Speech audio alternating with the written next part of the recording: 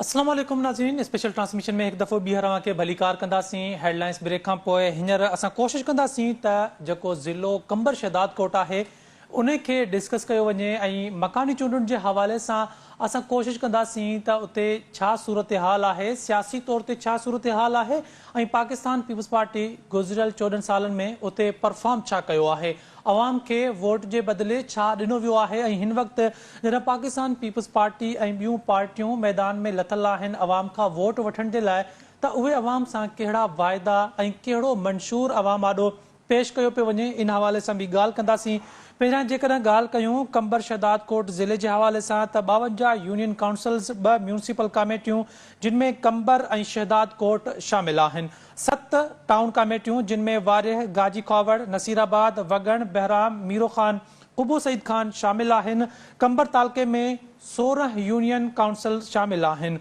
Committee में 14 ward शामिल आहिनि। ज़िले में टोटल पोलिंग जो तादाद 603 आहे। ज़िले में टोटल वोटनि जो जेको तादाद आहे 7,94,375 आहे। मर्द वोटनि जो तादाद 4 लाख, औरत वोटनि जो तादाद 3,54,000 आहे। जेको कंबर शहदाद कोट जी जेका सूरत हाल आहे, अगर उन हवाले सां ॻाल्हि कयूं त कंबर ज़िले में 7 तालका आहिनि, जंहिंमें कंबर, मीरो खान, शहदाद कोट, वारिह, सजावल जोड़े जो,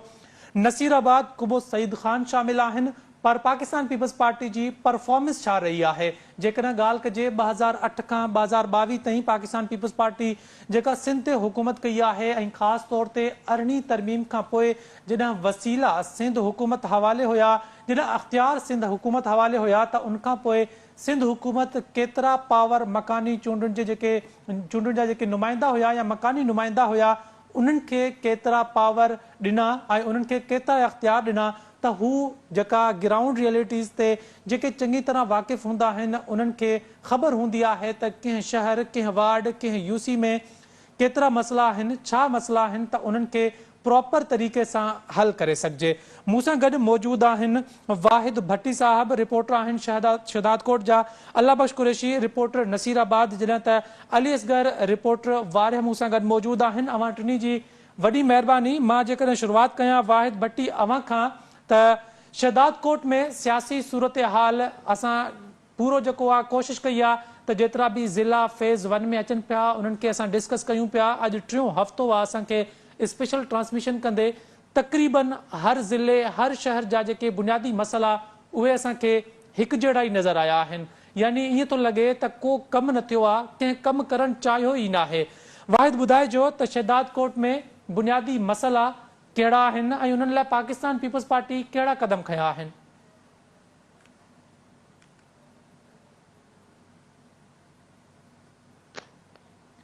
वाहिद, अवां मूंखे ॿुधी सघो था?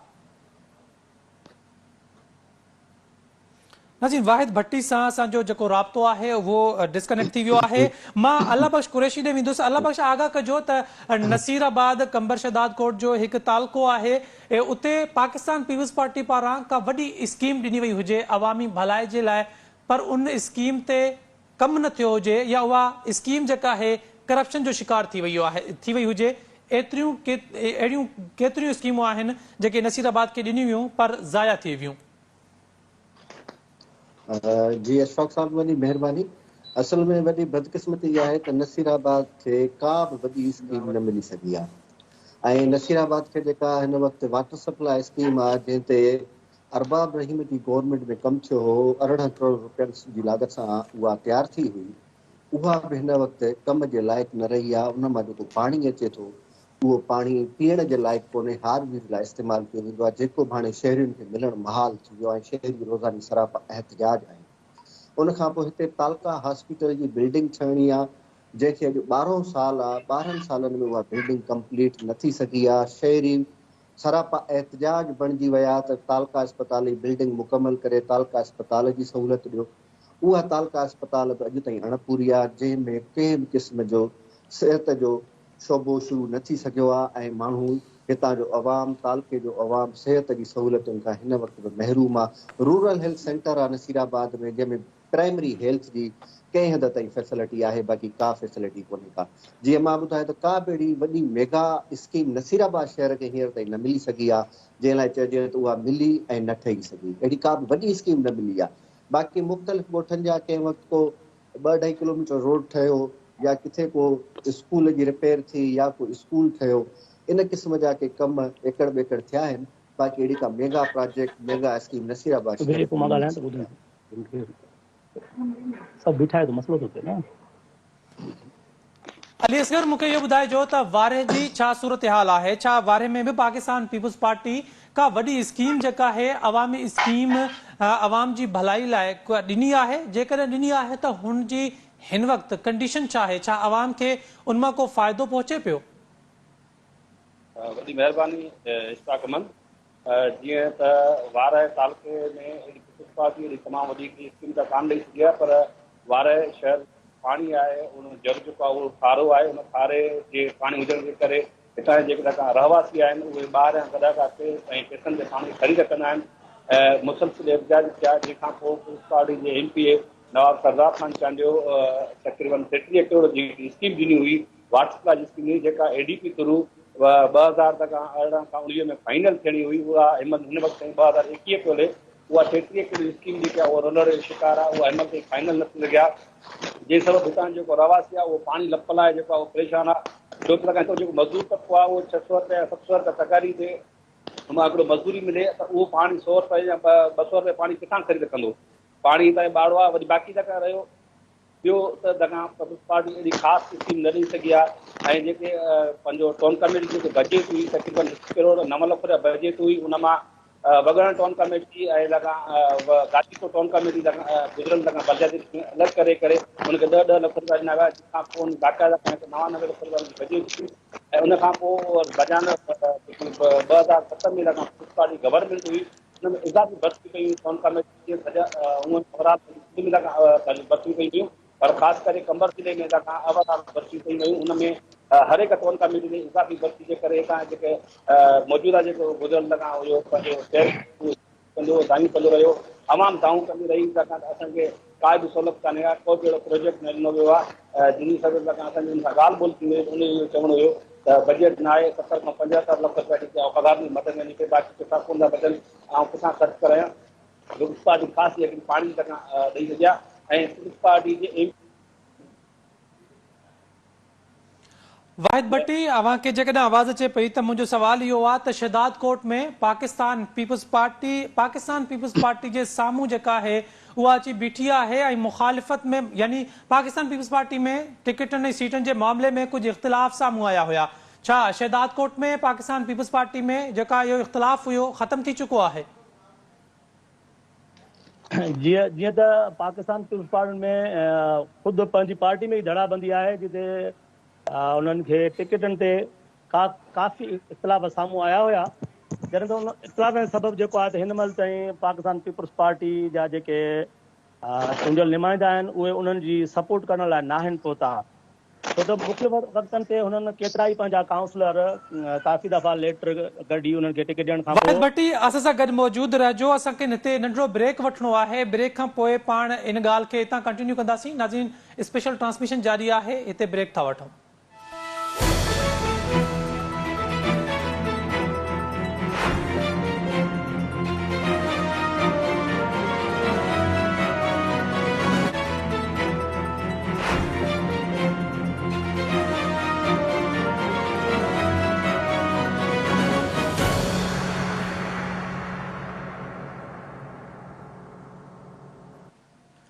नाज़रीन, स्पेशल ट्रांसमिशन में एक दफ़ो ॿीहर भली कार असां ॻाल्हि पे कईसीं ज़िले कंबर शहदाद कोट जे हवाले सां। वाहिद, अवां पंहिंजी ॻाल्हि कंटिन्यू कयो। अवां कुझु असांखे टेक्निकल मसइलनि जे करे ब्रेक वठिणो पइजी वियो हुयो, त मां सवाल इहो कयो हुयो त कंबर शहदाद कोट में सियासी सूरत हाल जेका आहे उहा अवां जे साम्हूं आहे ऐं छा पाकिस्तान पीपुल्स पार्टी में इख़्तिलाफ़ ख़तम थी विया आहिनि ऐं शहदाद कोट शहर जे बुनियादी मसइलनि जे हवाले सां बि असांखे आगाह कयो त कहिड़ा वॾा मसइला आहिनि। जीअं मां अव्हांखे ॿुधाईंदो हलां त शहदाद कोट पीपुल्स पार्टी में काफ़ी वक़्त खां जेका उन्हनि में अंदरूनी गुरूबंदी आहे, उन गुरूबंदी जे करे जेके आहिनि त शहदाद कोट जा जेके मसइला आहिनि उहे हल थी न आहिनि सघिया। जो कारण इहो आहे त उन्हनि जे अंदरूनी इख़्तिलाफ़ सबबु जीअं ताज़ो बलदियाती इलेक्शन आहे, उते हुननि म्यूनिसिपल कमेटी जे 14 वार्डनि ते जेके पंहिंजा उमेदवार पहिरियां नॉमिनेशन कया हुया, उन्हनि इख़्तिलाफ़ जे सभु काफ़ी हंधनि ते उन्हनि पंहिंजा काउंसलरनि जी जेके उन्हनि खां वरी टिकेट हिकु दफ़ो ॿीहर वापसि वठी वरी नवनि माण्हुनि जे हवाले कयूं। हिन महिल ताईं बि उन्हनि में अंदरूनी तौर ते ज़ाहिरी तौर ते त हू कोन था ॿुधाइनि, पर अंदरूनी तौर में एतिरा वॾा इख़्तिलाफ़ात आहिनि जंहिंजे करे अञा बि हू ज़ाहिरी तौर ते पंहिंजे काउंसिलनि जी वर्क नाहिनि करे सघिया। छो त अॻूणे दौर में पीपुल्स पार्टी जेका शहर जे हवाले सां कंहिं बि तरक़ियाती कमनि में कुझु डिलीवर नाहे करे सघी। शहदाद कोट म्यूनिसिपल कमेटी में 1,80,00,000 रुपया लॻभॻि मुनो करोड़ जेका उनजी बजट आहे, उन बावजूद बि जेको आहे त शहर जी सफ़ाई सुथराई या तरक़ियाती कमनि ते उन्हनि जा के बि सही डिलीवर न करण जे करे जेके हितां जे माण्हुनि खे इलाही सारा मसइला आहिनि, जंहिंजे करे हींअर 14 वार्डनि ते शहदाद कोट में क़ौम परस्त पार्टी जा अॻुवान, शहदाद कोट अवामी इतिहाद, जमायत इस्लामी, JUI समेत केतिरा ई उम्मीदवार उन्हनि जे मैदान ते लथल आहिनि। हिन महिल ताईं वाज़े तौर ते पीपुल्स पार्टी खां हिकु अधु तक ते छॾे करे बाक़ी हदनि ते हुननि जेका वर्क न पिया करे सघनि। ऐं मां सम्झां थो त जिथे बि हुननि जो इहो वञणु थिए थो त उते उन्हनि खां इहे ई सवाल कया पिया वञनि त अव्हां जेके आहिनि त कहिड़ा कमु कया आहिनि। पर सितम ज़रीफ़ी इहा आहे त असां वटि हिते जेको गुरबत जो माहौल आहे उन्हनि खे वरी हिकु दफ़ो ॿीहर उहे साॻा ई पुराणा दिलासा ॾेई त बसि हींअर जेकॾहिं असीं ईंदासीं त पोइ सभु कुझु ठीकु थी वेंदो, जीअं अॻु में ई इहे अहिड़ा कुझु थिया आहिनि। मां सम्झां थो त असां वटि शहदाद कोट में अहिड़े कंहिं बि क़िस्म जे कंहिं बि बुनियादी सहूलियतूं कोन आहिनि, ख़ासि करे सिहत आहे या सफ़ाई सुथराई आहे। असां वटि अच्छा वॾी सितम ज़रीफ़ी इहा आहे त असां वटि हिकिड़ी जेको आहे त लाइब्रेरी आहे जेका 20 करोड़ रुपयनि जी लागत सां उनजो बुनियादु विधो वियो। अॻूणो हिकिड़ो असांजो DC हुयो अनवार लक, जंहिं उन स्पेशली तौर ते हिकिड़ा पैसा ग्रांट कराए उते 20 करोड़ रुपए जे लाइ लाइब्रेरी जी अॾावत जो बुनियादु विधो। पर संदन जी बदिली खां पोइ उहा लाइब्रेरी जो जेको पयल सामान हुयो उहो मुकमल तौर ते शहर खां जेको तव्हां खयो वियो। हाणे इन सूरत हाल में वरी ॿीहर साॻी उहो ई मैदान ते उन्हनि जा उम्मीदवार लथल आहिनि, पर असांखे जेको वधि मां वधि नुक़सानु थियो आहे पीपुल्स पार्टी जे अंदरूनी इख़्तिलाफ़ सबबु जेके हिते असां वटि कमु न पिया थियनि। ठीकु आहे, वाहिद भट्टी असां सां गॾु मौजूदु रहिजो। अल्लाह बख़्श, इहो ॿुधाइजो त नसीराबाद में कहिड़ी पार्टी जेका आहे उहा वधीक मज़बूत आहे ऐं पाकिस्तान पीपुल्स पार्टी खे को अहिड़ो इतिहाद, का अहिड़ी पार्टी, को अहिड़ो उम्मीदवार आहे जेको टफ टाइम ॾेई सघे थो ऐं पाकिस्तान पीपुल्स पार्टी खे हाराए सघे थो नसीराबाद में? जी इशफाक, नसीराबाद में पाकिस्तान पीपुल्स पार्टी त खटी वेंदी ऐं चेयरमैन वाइस चेयरमैन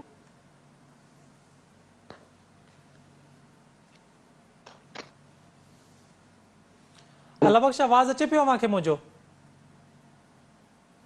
नाज़रीन, अल्लाह बख़्श सां असांजो राब्तो मुनक़ता थी वियो आहे। अली असगर, इहो ॿुधाइजो त वारे जी छा सूरत हाल आहे ऐं उते पाकिस्तान पीपुल्स पार्टी जूं जेके मुख़्तलिफ़ स्कीमूं असांखे कागज़नि जे हद ताईं नज़र ईंदियूं आहिनि उहे प्रैक्टिकली नज़र न आहिनि ईंदियूं, त पाकिस्तान पीपुल्स पार्टी हिन वक़्तु अवाम वटि कहिड़ा वाइदा, कहिड़ा जेके नारा खणी वोट वठण जे लाइ मैदान ते लथल आहे? 5 तक पाकिस्तान पीपुल्स पार्टीअ हाराया हुआ ऐं हिन दफ़े पाकिस्तान पीपुल्स पार्टीअ खे जेको ट्रस्ट टाइम आहे उहो वार्ड नंबर 3 ते बि आहे, वार्ड नंबर 6 ते बि आहे। इन्हनि ॿिन्ही वार्डनि ते पीपुल्स पार्टीअ खे ट्रस्ट टाइम आहे ऐं इन खां अलावा वार्ड नंबर जेको हिननि जो 11 आहे उन ते बि हिननि खे ट्रस्ट टाइम आहे। उन खां अलावा हिन दफ़े बि इहो ई तवक़ो आहे त पाकिस्तान पीपुल्स पार्टी हिन दफ़े बि 4 खां 5 वार्ड हाराए सघे थी। बाक़ी वार्डनि ते अवामी वर्कर्स पार्टी, PP शहीद भुट्टो ऐं आज़ाद उम्मीदवार जेके आहिनि उन्हनि जे कामयाब थियण जो इम्कान आहे। ऐं ॿियो वार्ड नंबर 8 जेको ख़ासि वार्ड आहे जंहिं ते पाकिस्तान पीपुल्स पार्टीअ जो उम्मीदवार आहे हाजी मोहम्मद रफ़ीक शेख, उन वार्ड ते वार्ड नंबर 9 उन वार्ड ते बि ट्रस्ट टाइम मिलियल आहे पाकिस्तान पीपुल्स पार्टीअ खे। उनजे साम्हूं क़ौमी अवामी तहरीक जो सरफराज़ शेख बीठो आहे ऐं ॿिन्ही जी वर्क तमामु हिकिड़ी सख़्तीअ तेज़ीअ सां हली रही आहे ऐं उते मुक़ाबले वारो माहौल आहे। त इन खां पोइ बाक़ी जेसिताईं तरक़ियाती कमनि जो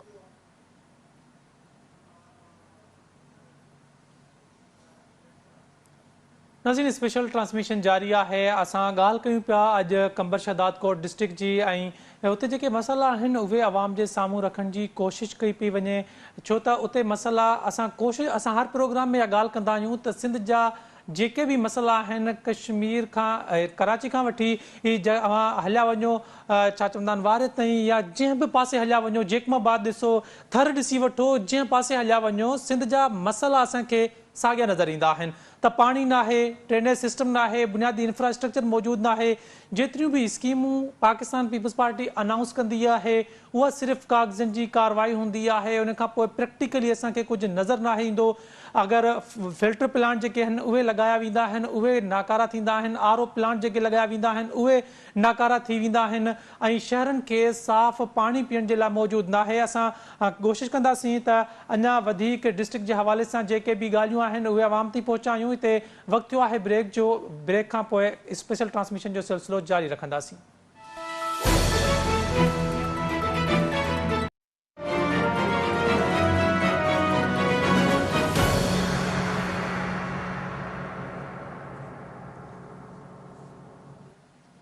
असीं स्पेशल ट्रांसमिशन में अव्हांखे भलीकार कंदासीं अली असगर मां अव्हां खां इहो सवाल पे कयो त वारे में छा सूरत हाल आहे हिकु त सियासी हवाले सां इहो बि असांखे आगाह कजो ॿियो त असां ॾिसूं था त स्कीमूं पाकिस्तान पीपल्स पार्टी मुख़्तलिफ़ खणी ईंदी आहे पर उहे कागज़नि जी हद ताईं रहंदियूं आहिनि या उहे स्कीमूं रोलड़े जो शिकार थी वेंदियूं आहिनि त पाकिस्तान पीपल्स पार्टी सिंध ते 14 साल हुकूमत करण खां पोइ हिन वक़्तु कहिड़ो वाइदो कहिड़ो मंशूर खणी अवाम खां वोट वठे पई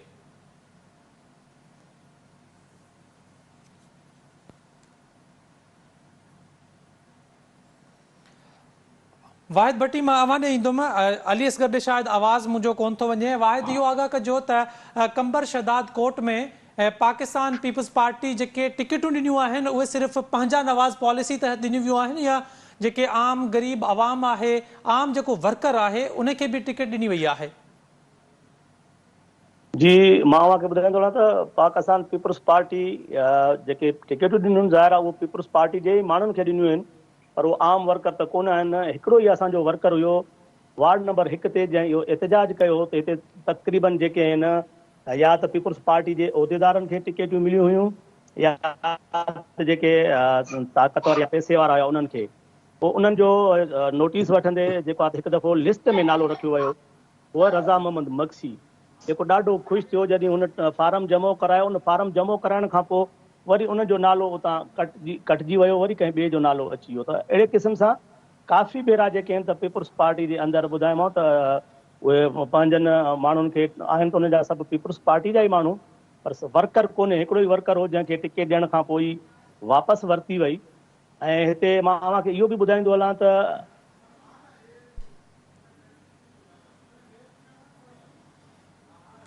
नज़ीर कंबर शदाद कोट जी जेका सूरत हाल आहे जेका मकानी चूंडुनि जे हवाले सां त मकानी चूंडुनि में कंबर शदाद कोट ज़िले जी सूरत हाल खे ॾिठो वञे त 7 तालका आहिनि पर जेके उतां जा रिपोर्टर आहिनि फील्ड रिपोर्टर आहिनि उन्हनि इहो ई रिपोर्ट कयो आहे त कंबर शदाद कोट ज़िले में कुझु बि न थियो आहे ऐं उतां जी जेका सूरत हाल आहे उते जेके तरक़ियाती कम आहिनि उहे न थिया आहिनि टिकटनि जे हवाले सां जेकॾहिं ॻाल्हि कजे त उहा बि पंहिंजा नवाज़ पॉलिसी पाकिस्तान पीपल्स पार्टी पारां जेका आहे उन ते अमल कयो वियो आहे ऐं जेके बि MPA MNA या जेके पाकिस्तान पीपल्स पार्टी जा वॾा उहिदेदार आहिनि उन्हनि जे मिटनि माइटनि खे टिकटूं ॾिनियूं वियूं आहिनि पाकिस्तान पीपल्स पार्टी 14 साल हुकूमत करण खां पोइ हिन वक़्तु बि पाकिस्तान पीपल्स पार्टी इहो पई चए अवाम खे त हू बुनियादी मसइला हल कंदी यानी 14 सालनि में पाकिस्तान पीपल्स पार्टी इन ॻाल्हि जो एतिराफ़ थी करे त सिंध जा जेके बुनियादी मसइला हुया उहे अञा ताईं हल न थिया आहिनि ऐं इहा सूरत हाल रुगो कंबर शदाद कोट ज़िले जी न आहे पर सिंध जे हर ज़िले जी सिंध जे हर कुंड कुर्च जी सूरत हाल इहा ई आहे त पाकिस्तान पीपल्स पार्टी पारां 14 सालनि में उहो कमु न कयो आहे जेको पाकिस्तान पीपल्स पार्टी खे करणु घुरिजे हा पाकिस्तान पीपल्स पार्टी जंहिंजी का मज़बूत अपोजिशन सिंध में मौजूदु न आहे ऐं हर इलेक्शन में हर आम चूंडुनि खां पोइ पाकिस्तान पीपल्स पार्टी पहिरियां खां वधीक सीटूं हासिल कयूं आहिनि पाकिस्तान पीपल्स पार्टी 2008 में जेके सिंध असेंबली में MPA जूं जेके सीटूं हुयूं उहे हासिल कयूं हुयूं उन में जे मुक़ाबले में 2013 में पाकिस्तान पीपल्स पार्टी अञा वधीक सीटूं हासिल कयूं हुयूं 2013 जे मुक़ाबले में 2018 में पाकिस्तान पीपल्स पार्टी MPA जूं वधीक सीटूं हासिल करे सिंध असेंबली में सिंगल जमात बणिजी वई हुई जंहिंखे कंहिं बि इतिहादी जी ज़रूरत न हुई हुकूमत ठाहिण जे लाइ यानी पाकिस्तान पीपल्स पार्टी जी एक तरफ़ परफॉर्मेंस ॾिठी वञे त उहा एतिरी का मुतासिर कंदड़ न हुई, पर उनखां पोइ बि सिंध जे अवाम पाकिस्तान पीपल्स पार्टी खे मुसलसल वोट ॾींदी रही ऐं पाकिस्तान पीपल्स पार्टी खे इहो मौक़ो ॾींदी रही त हू सिंध जा मसइला हल करे सघे थी। पर पाकिस्तान पीपल्स पार्टी सिर्फ़ इन करे कमु न कयो आहे त हू उनखे का मज़बूत मुखालिफ़ धुर जेका आहे, जेका मज़बूत अपोज़िशन हुजणु खपे कंहिं बि हुकूमत जे लाइ सुठो परफॉर्म करण जे लाइ, उहा पाकिस्तान पीपल्स पार्टी खे हिते मौजूदु न हुई। पाकिस्तान पीपल्स पार्टी दावा त कंदी आहे त उन हर शइ हर सहूलियत सिंध जे अवाम खे ॾिनी आहे, पर हक़ीक़त ईअं न आहे। जेकॾहिं असां थर खे ॾिसंदा आहियूं त थर में हिन वक़्तु बि ॾुकार जी सूरत हाल मौजूदु आहे। छा पाकिस्तान पीपल्स पार्टी वटि उन जो 14 सालनि में को हल मौजूदु न रहियो आहे? छा पाकिस्तान पीपल्स पार्टी ईंदड़ इलेक्शन खां पोइ मकानी चूंडूं हुजनि या 2023 जी जेका आम चूंड आहे उनखां पोइ बि पाकिस्तान पीपल्स पार्टी इन्हनि मसइलनि खे हल करे सघे थी? छा पाकिस्तान पीपल्स पार्टी में एतिरी विल आहे त हू उन्हनि मसइलनि खे सिंगल हैंडेडली सॉल्व करे सघे थी? पाकिस्तान पीपल्स पार्टी जेकॾहिं चाहे हा त पाकिस्तान जेको सिंध जो जेको नक्शो आहे उहो मुकमल चेंज करे पई सघी। जीअं लाहौर में शहबाज शरीफ़ पंहिंजे वज़ीर आला जे दौर में परफॉर्म कयो ऐं लाहौर खे हिकदमि जेको आहे चेंज करे ॾेखारियो, जिथे लाहौर जी ख़ूबसूरती नज़र ईंदी आहे। पर असां वटि कराची में अॼु बि मसइला छा आहिनि त कराची जे कई इलाइक़नि में केतिरनि इलाइक़नि में बुनियादी जेका सहूलियत आहे साफ़ पाणी जी उहा मौजूदु न आहे। हिते थोरी बरसाति पवण खां पोइ रोड रस्ता जेको आहिनि उहो तैलाब थी वेंदा आहिनि ऐं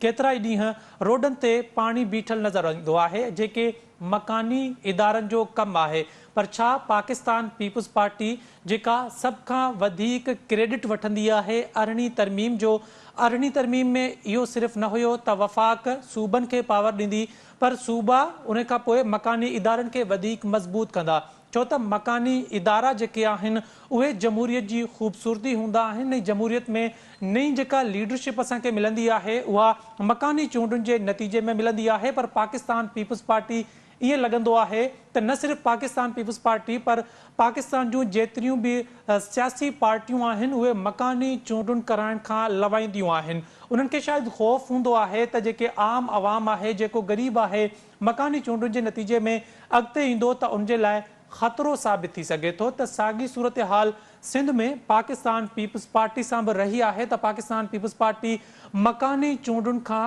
ख़ौफ़ज़दा नज़र ईंदी आहे। पाकिस्तान पीपल्स पार्टी 2020 में मुद्दो पूरो थियण खां पोइ 2 सालनि ताईं लवाईंदी रही त हू मकानी चूंडूं न कराए, पर विच में अदालतूं ईंदियूं आहिनि, अदालतुनि में पिटीशन दाख़िल थींदी आहे त मकानी चूंडूं करायूं वञनि। उनखां पोइ मजबूरन सिंध हुकूमत जेका आहे उहा मकानी चूंडुनि तरफ़ वई आहे ऐं हिन वक़्तु बि पूरियूं कोशिशूं कयूं पियूं वञनि त मकानी चूंडुनि में डिले कई वञे। कॾहिं तकबंदियूं जेके आहिनि उन्हनि जो जवाबु ॼाणायो वेंदो आहे त तकबंदियूं करे वठजनि, उन खां पोइ मकानी चूंडूं करायूं वञनि। पर पाकिस्तान पीपल्स पार्टी खे सिंध हाई कोर्ट वाज़े ऑर्डर ॾेई चुकी आहे त सिंध में 26 जून ते ई मकानी चूंडुनि जो जेको पहिरियों मरहलो आहे उहो थियणो आहे। छा मकानी चूंडुनि जो पहिरियों मरहलो कराइण खां पोइ उन्हनि खे पावर न ॾियणु, छा सिंध जो इन मकानी चूंडुनि जे नतीजे खां पोइ का बहितरी अची सघे थी? असां वटि वसीम अख्तर कराची में मेयर कराची रही चुको आहे ऐं 5 साल सिर्फ़ु इहा शिकायत कंदो रहियो आहे त हू बे इख़्तियार मेयर हुयो, उन वटि के बि इख़्तियार न हुया। मकानी इदारनि खे ऐं मकानी नुमाइंदनि खे जेसि ताईं पावर न ॾिना वेंदा, इख़्तियार न ॾिना वेंदा, उन वक़्तु ताईं का बि बहितरी नथी अची सघे। हिन वक़्तु ज़रूरत सिर्फ़ु इन ॻाल्हि जी न आहे त हर को पावर पाण वटि रखे, पावर जेको आहे डिज़ोल्व जीअं कया वेंदा त वधीक बहितरी अची सघे थी। जेकॾहिं सदर 18वीं तरमीम तहत पंहिंजा इख़्तियार पार्लियामेंट खे ॾेई सघे थो ऐं पार्लियामेंट 18वीं तरमीम तहत वफ़ाक़ जा इख़्तियार सूबनि खे ॾेई सघे थी त सूबनि खे बि घुर्जे त 18वीं तरमीम ते वधीक अमल कंदे जेके इख़्तियार आहिनि उहे मकानी नुमाइंदनि खे ऐं जेके मकानी इदारा आहिनि उन्हनि खे ॾिना वञनि त जीअं आम आवाम खे बुनियादी सहूलियतूं उन्हनि जे दर ते, उन्हनि जे घर ताईं जेका आहिनि उहे पहुची सघनि त सिंध में बहितरी जी उमेद जेका आहे उहा असांखे नज़र अची सघे थी। जेकॾहिं पाकिस्तान पीपल्स पार्टी इन हट धर्मी ते क़ाइमु रही ऐं इन ज़िद ते पंहिंजी क़ाइमु रही त हू पंहिंजा पावर जेके आहिनि पाण ताईं रखणु चाहे थी त पोइ केतिरियूं बि मकानी चूंडी जेके आहिनि उहे कराए सघजनि थियूं, पर उन्हनि जो को फ़ाइदो सिंध खे नथो पहुची सघे, छो त बेइख्तियार ऐं पावरलेस जेके मकानी नुमाइंदा हूंदा उहे कुझु बि न करे सघंदा। असां ॾिठोसीं त 2010 में जॾहिं परवेज़ मुशर्रफ जो नाज़मी निज़ाम मुकमल थियो, जंहिंमें असांखे हिकु बाइख्तियार नाज़िम कराची मुस्तफ़ा कमाल जी सूरत में नज़र आयो त जंहिं डिलीवर बि कयो पूरे कराची खे, ऐं कराची जेको आहे उहो ख़ूबसूरत असांखे नज़र आयो। पर 2010 खां पोइ जॾहिं पाकिस्तान पीपल्स पार्टी जी वफ़ाक़ में बि हुकूमत हुई ऐं सिंध में बि हुकूमत हुई, उनखां पोइ केतिरा ई साल तक़रीबन 5 साल मकानी चूंडूं न करायूं वियूं ऐं उनखां पोइ बि मकानी चूंडूं जेके करायूं वियूं त उहे बि बेमक़सद मकानी चूंडूं हुयूं, जंहिंमें इदारा बेइख्तियार हुया, जंहिंजो को बि फ़ाइदो न थियो आहे। स्पेशल ट्रांसमिशन में अॼु ताईं एतिरो ई। पंहिंजे मेज़बान इशफाक अहमद खे ॾींदा इजाज़त। अल्लाह हाफ़िज़।